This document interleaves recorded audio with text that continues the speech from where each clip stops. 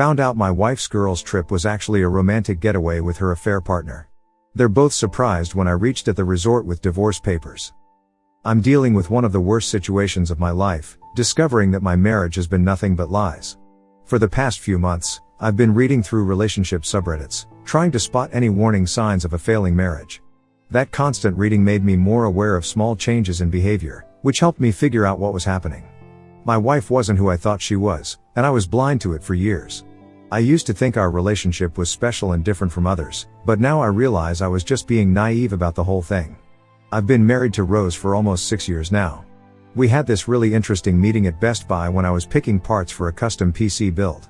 She came up to me while looking lost in the monitor section, probably because I had about 5 different spec sheets spread out in front of me. We clicked right away over our shared interest in technology. She was building her first gaming setup, and I helped her pick out the perfect monitor for her needs. We ended up getting coffee after, and she told me about her job as a software developer. I was working in IT at the time, so we had plenty to talk about. Our relationship moved pretty quickly after that initial meeting. We dated for 3 years, during which we moved in together and adopted a cat. I proposed during a weekend trip to Seattle, where we were attending a gaming convention. The wedding was perfect, small and intimate, just how we wanted it. Now looking back at all those memories, it feels like I was living in a fantasy world where everything seemed perfect but wasn't real at all. Rose has these 2 close friends, Sophia and Lisa, who she's known since college. The 3 of them are inseparable. They have weekly video calls, go on trips together, and celebrate all major life events as a group. I got to know them pretty well over the years, and we developed a friendly relationship. While I wouldn't consider them my closest friends, we get along great at social gatherings and occasionally hang out as couples since they're both married too. They've been there for all our important moments, from our engagement party to our housewarming. The first red flag appeared when I came home early from work one day and found Rose on a call with Sophia and Lisa. She was sitting in our home office, but as soon as I walked in, she completely changed her tone and body language. It wasn't like her usual casual conversations with them. She got all weird and started speaking in this forced, casual way.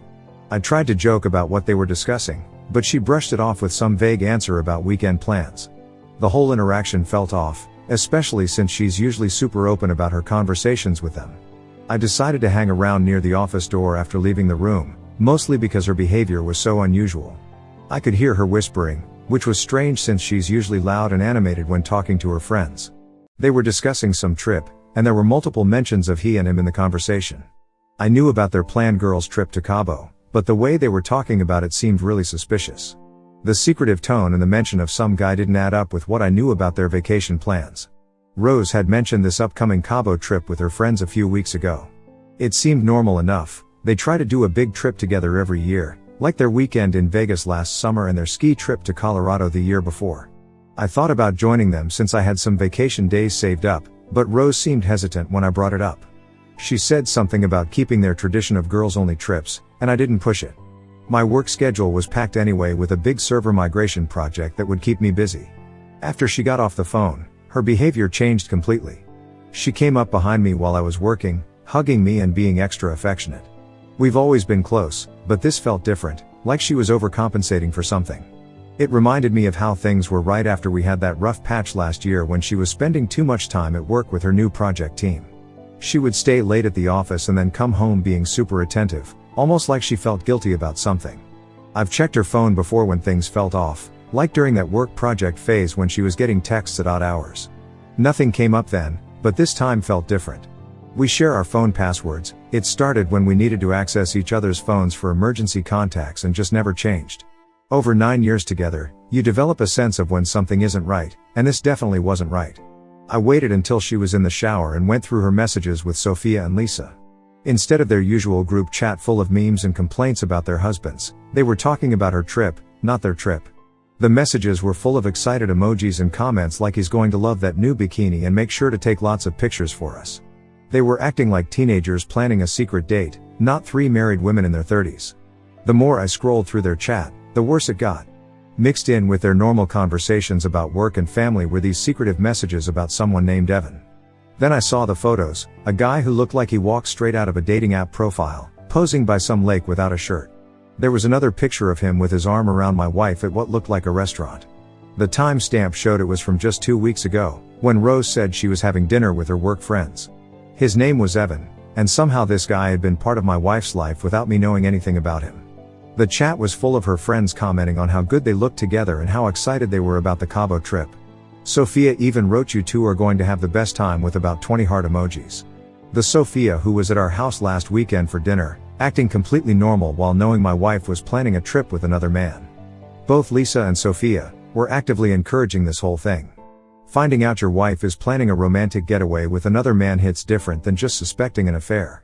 The messages showed they had booked connecting rooms at some fancy resort in Cabo. They were planning dinners at expensive restaurants and scheduling couples massages. The whole thing was in their chat, complete with little heart emojis and excited messages about spending time together. I couldn't read any more. I put her phone back, grabbed my keys, and drove around the neighborhood for an hour, trying to process everything. When I got home, Rose was worried about where I'd gone. She kept asking if something was wrong at work, since I never just leave without saying anything. I made up some story about needing to clear my head after a stressful call with a client. We even sat down to watch TV together, and she cuddled up next to me like nothing was wrong. Meanwhile, I was looking through divorce laws on my phone. I know I had to end things, but just walking away felt too easy. She would just move on with Evan, probably even move him into our house eventually. I started digging online, trying to find out who this Evan guy was. With his first name and the city they met in, I figured I could find something through social media. I needed to know who this person was that my wife chose over our marriage. But more than that, I needed to do something that would make them both realize they couldn't just walk away from this without consequences. The betrayal wasn't just from Rose, it was from her friends too, who sat at my dinner table and laughed at my jokes while helping plan this trip. Edit, someone here suggested showing up at their romantic getaway. At first, it seemed crazy, spending thousands on last-minute flights and hotels just to confront them. But the more I thought about it, the more it made sense. I had all their reservation details from the chat. I could show up with divorce papers and catch them together. It would cost a lot, especially with divorce lawyer fees coming up, but seeing their faces when I walked up to them at that resort would be worth every penny. Update 1. Looking back at these past 2 weeks, my life has turned into something straight out of those revenge movies I used to think were unrealistic. The whole situation started when I discovered my wife was planning a romantic Cabo getaway with her affair partner while pretending it was a girls' trip. Many people on Reddit warned me that these girls' trips were often covers for something else, which is what I found out in my original post, but I never thought Rose would do this. We were also talking about starting a family next year. But I kept everything normal at home, not letting on that I knew about her plans. We had dinner together every night, watched our usual TV shows, and I even helped her pack for the trip. She kept talking about how much fun she'd have with Sophia and Lisa, showing me their group chat messages about spa appointments and beach activities. The whole time, I was working with a divorce lawyer and booking my own flight to Cabo. The lawyer and I spent hours getting the divorce papers ready, making sure everything was properly documented. He even suggested recording any confrontation for evidence. The last-minute plane ticket cost nearly as much as our entire honeymoon, but I didn't care. I used some of our emergency savings, seemed appropriate since this was definitely an emergency. I even booked a room at the same resort, though thankfully not on her floor. The morning of her flight, I drove her to the airport like any supportive husband would. I watched her walk through security with her new beach clothes and that expensive sun hat I had bought her for her birthday. I looked for Evan in the terminal but didn't spot him. He was probably on a different flight to avoid suspicion. While I was waiting for my evening flight, Rose kept sending me updates. She texted pictures of her ocean view room and the resort's infinity pool, talking about how much she missed me already. Each message just made me more certain about my plan. I packed light, just a backpack with the divorce papers, some clothes, and my phone to record everything. After checking into the resort that night, I barely slept. I kept thinking about all our years together, how we met at that electronics store, our first apartment with the broken AC, all leading up to this moment. The divorce papers were in my backpack. My lawyer had highlighted where she needed to sign, and we'd gone over every detail to make sure nothing could be contested.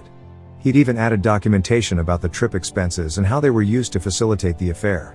The whole thing was ready to go, all that was left was to find them together and make sure she couldn't deny what she'd done.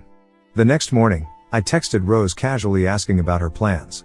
She sent back a poolside selfie and mentioned she'd be sunbathing before exploring the town with the girls later.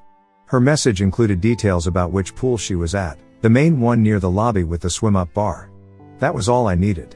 I got dressed, put the divorce papers in my bag, and headed down there. I spotted them right away at the far end of the pool deck.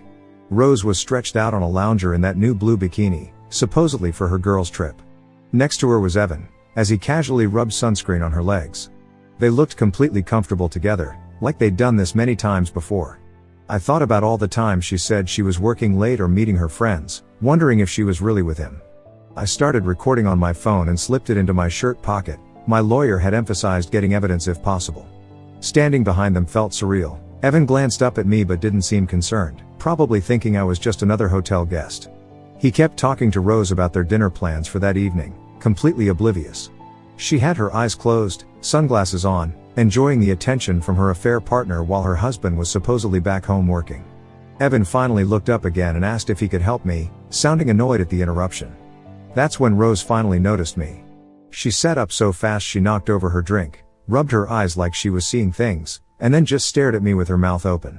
Her reaction told me everything. She never expected me to find out, let alone show up here. The weeks of lying, the secret planning, her friends covering for her, it was all about to blow up in her face. I pulled out the manila envelope and held it out to Rose. She took it, probably already guessing what was inside.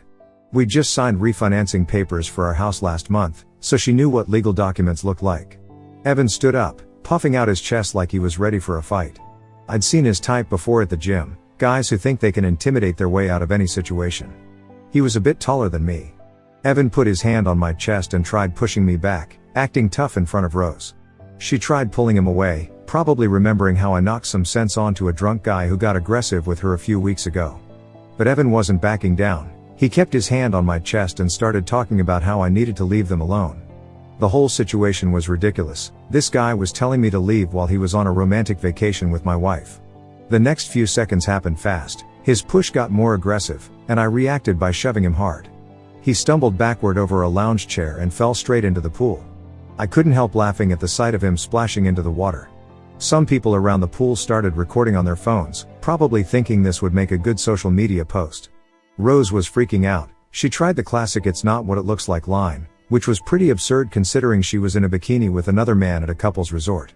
I asked her about Sophia and Lisa, knowing full well they were probably at work back home. She opened the envelope just enough to see the divorce papers, then quickly closed it like that would make them disappear. The tears started immediately, not the quiet crying from when her dad was sick, but full sobbing that drew even more attention from other guests. Evan was climbing out of the pool now, looking like a wet angry cat. He was clearly ready to fight, but some guys from the nearby cabana area stepped between us. One of them mentioned hotel security was coming, which was my cue to leave. I turned and walked away from the pool area, not looking back at the scene I'd just caused. Rose tried following me, still holding the divorce papers, but stopped when I looked at her. Back in my room, I quickly packed my backpack.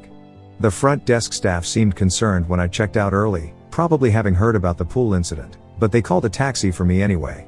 The whole thing took less than 30 minutes. I was there and gone like a hurricane. I spent 6 hours at the airport, sitting at an overpriced bar near my gate. The bartender kept the coffee coming while I watched the video I'd recorded over and over. There they were in crystal clear quality, my wife with another man at a resort we couldn't afford on our joint income. The timestamp would be perfect for the divorce proceedings. The whole trip cost me nearly $3,000 between the flight, hotel, and airport expenses, but seeing their faces and having that video evidence was worth every penny. That night back home, I turned off my phone and had the best sleep since discovering her texts. Rose showed up at our house 2 days later, still wearing her beach clothes and looking like she hadn't slept. She started crying and saying she could explain everything, that Evan was just a friend from work, that nothing serious had happened between them. The same excuses she used when I questioned her about staying late at the office for team meetings. I told her to pack her things and go to her sister's place. Her sister had always given me weird looks at family gatherings, like she knew something I didn't. Now I understood why. No calls or texts from Rose in the past few days. She's probably finally realized there's no fixing this.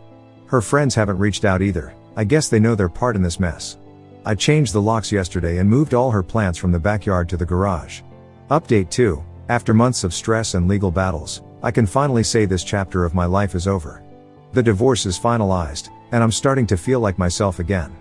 Finding out about Rose's affair destroyed the image I had of our perfect marriage.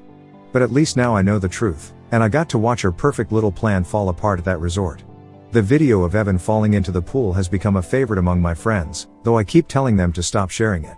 Rose waited a week after the Cabo incident before reaching out. She sent a long text about needing space to think things through, like she was the one who needed time to process everything. During that week, her sister even tried calling me to explain how Rose was going through something and needed understanding. The betrayal went deeper than just Rose. Her entire friend group knew about Evan and encouraged their relationship. Sophia and Lisa, who had been bridesmaids at our wedding, helped plan their romantic getaway. The divorce was inevitable. There was no coming back from that level of deception. Especially not after I saw them together at that resort, acting like teenagers in love while I was supposed to be working overtime to pay for our new roof. Our divorce lawyer was a real professional who knew exactly how to handle everything. The video from the resort was solid evidence, showing Rose clearly with another man on what was supposed to be a girls' trip. We also had screenshots from her group chat discussing their plans and several suspicious bank transactions. The lawyer particularly focused on a series of unexplained Uber rides to areas of town where Rose had no reason to be, and restaurant charges that were too high for just one person. There was even a hotel booking from 3 months ago when she claimed to be at a work conference. Going through our financial records was like uncovering a whole secret life. We found charges for expensive lingerie stores on days she told me she was shopping for work clothes. There were coffee shop bills in parts of town near Evan's office, and various other small expenses that started painting a clear picture. The most damning was a receipt from a jewelry store. She had bought him a watch for his birthday while telling me she was picking up a gift for her dad. Every discovery just reinforced that ending the marriage was the right decision. The final settlement worked out heavily in my favor. Rose's lawyer initially pushed for half of everything, but backed down quickly when we presented all the evidence of her affair expenses. They settled for me keeping the house and my car, while she got 30% of our savings, much less than she would have received normally. The judge wasn't impressed by how she'd used our joint funds to finance her affair, especially the Cabo trip. I even got to keep our dog Robin, who I didn't think needed to be mentioned before, which was a huge relief since I'm the one who always walked him and took him to the vet anyway. Rose's family started calling as soon as word got out about the divorce. Her parents, who had treated me like a son for the past 9 years, were shocked when I told them everything. Her father, who had always bragged about how I was the perfect match for his daughter, went completely silent on the phone. Her mother, who used to invite me over every Sunday for dinner, kept asking if I was sure about what I'd seen. I explained about the Cabo incident, showed them the video, and detailed all the lies their daughter had told. Now they were learning their daughter had thrown it all away for an affair. The investigation into Evan's identity led me down an interesting path. A quick search through Rose's Facebook friends revealed that he was a regional sales manager at a competing tech company, married with 2 kids. His profile was full of family photos, beach vacations, little league games, anniversary dinners. His wife looked like someone from a lifestyle magazine, and their house seemed perfect with its white picket fence and manicured lawn. The whole image screamed suburban happiness, but clearly, that wasn't enough for him. It made a sick kind of sense that he and Rose found each other, 2 people willing to destroy their marriages for some excitement. Contacting his wife was one of the hardest things I've done. I sent her a message explaining who I was, along with a video from Cabo and screenshots from Rose's group chat. At first, she accused me of trying to cause trouble, saying I must have edited the video. She told me about their 15-year marriage, their kids' college funds, the anniversary stuff. But as she looked through all the evidence, especially the dates that matched his business trips, everything started falling into place. The shock turned to anger, then to a quiet determination. A week later, she messaged me back, thanking me for showing her the truth about her marriage. She had already contacted a divorce lawyer and moved in with her sister. The aftermath of all this has been intense but satisfying. Both our marriages ended because 2 people couldn't stay faithful. The video of Evan falling into the pool somehow made its way onto several social media platforms. I can't confirm or deny my involvement in that. His company's HR department probably wasn't thrilled to see their regional sales manager getting pushed into a resort pool by an angry husband. I've heard through mutual friends that he moved to a different state after everything fell apart. As for Rose, she's staying with her sister while looking for an apartment, probably regretting how a few months of excitement cost her a stable marriage, our dream house, and most of her savings. The lesson here is simple: if you can't be faithful, don't get married. The truth always comes out in the end.